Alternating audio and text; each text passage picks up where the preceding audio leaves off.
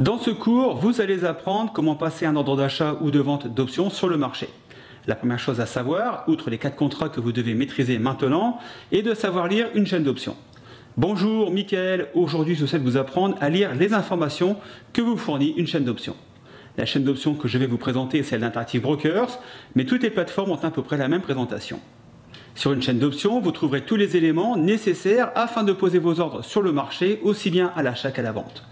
Vous aurez les différents strikes, les différentes échéances, ainsi que les prix des contrats call et des contrats put à l'achat comme à la vente. Avant d'ouvrir votre chaîne d'options, vous devez déterminer au préalable votre stratégie. Vous devez savoir sur quel sous-jacent vous allez acheter ou vendre un contrat call ou un contrat put, voire plusieurs dans le cadre d'une stratégie multiple.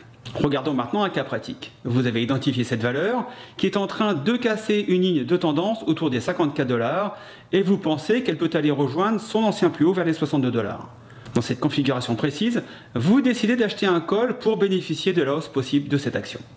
Afin de profiter de cette hausse probable future, vous décidez d'acheter un call 55 $, soit au cours actuel de l'action, et vous souhaitez vous laisser 4 mois pour valider votre scénario haussier.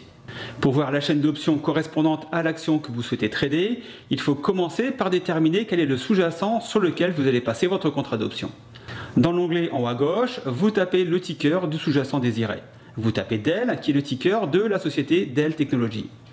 À côté du ticker, vous avez le prix actuel du cours de l'action à 54 $, avec le dernier cours acheteur et le dernier cours vendeur. En dessous des éléments des prix, vous avez la chaîne d'options. Premièrement, il va falloir choisir la date d'échéance du contrat de l'option que vous voulez acheter. Vous verrez qu'en fonction des sous-jacents, vous pourrez trouver une multitude de dates d'échéance allant de quelques jours à plusieurs années. Sur la colonne de gauche, vous avez les contrats d'achat call, et sur la colonne de droite, vous avez les contrats de vente put. Au milieu, vous avez les différents prix d'exercice, aussi appelés strike. La première chose est de savoir à quelle échéance vous voulez ouvrir votre contrat. Vous avez choisi une échéance à 4 mois, la date d'échéance correspondante sera le 20 octobre. Votre stratégie est d'acheter un call 55 $, vous allez donc sur la ligne 55. Vous pouvez constater que vous avez un prix vendeur à 3,20 $ et un prix acheteur à 3 $.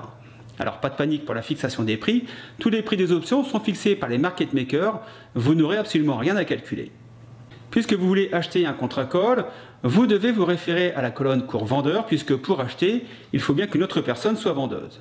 Le prix de vente actuel est de 3,20 $. Il suffit de cliquer sur la ligne correspondante pour ouvrir une ligne reprenant les éléments du contrat.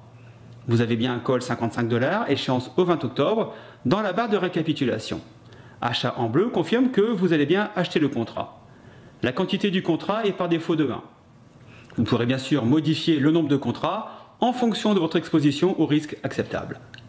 Le prix du contrat à la vente est de 3,20 $. Cela veut dire que vous allez débourser 320 $ pour acheter un contrat call puisque, je vous le rappelle, un contrat d'option couvre son titre. Il suffit d'appuyer sur transmettre pour envoyer l'ordre d'achat du contrat au marché. Si le contrat est validé par le marché, vous serez alors en possession d'un contrat d'option call sur la société Dell avec un strike 55 pour une échéance au 20 octobre prochain et que vous avez payé 320 $. Si vous souhaitez mettre en place une autre stratégie avec la vente d'un put par exemple, il vous suffira de faire la même opération mais sur la colonne de droite. Vous sélectionnez le prix d'exercice de votre contrat, vous regardez le prix acheteur puisque cette fois-ci vous allez vendre un contrat et vous cliquez sur le bouton pour transmettre l'ordre au marché. Voilà, vous savez comment lire une chaîne d'options et surtout passer un ordre sur le marché. Vous voyez qu'il n'y a vraiment rien de compliqué. Comme d'habitude, avant de vous engager dans une stratégie d'achat ou de vente d'options, vous devez analyser des paramètres tels que la tendance du marché, le secteur où évolue le titre, l'indice de comparaison de l'action en question et bien sûr de la volatilité. Ces paramètres sont à titre d'indication et bien sûr n'ont rien d'exhaustif. Si vous avez besoin de plus de détails, n'hésitez pas à me poser vos questions dans les commentaires sous la vidéo.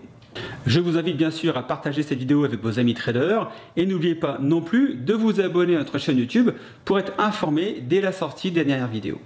Quant à moi, je vous dis à très bientôt pour de nouveaux cours sur les options. Trade safe, ciao, bye bye.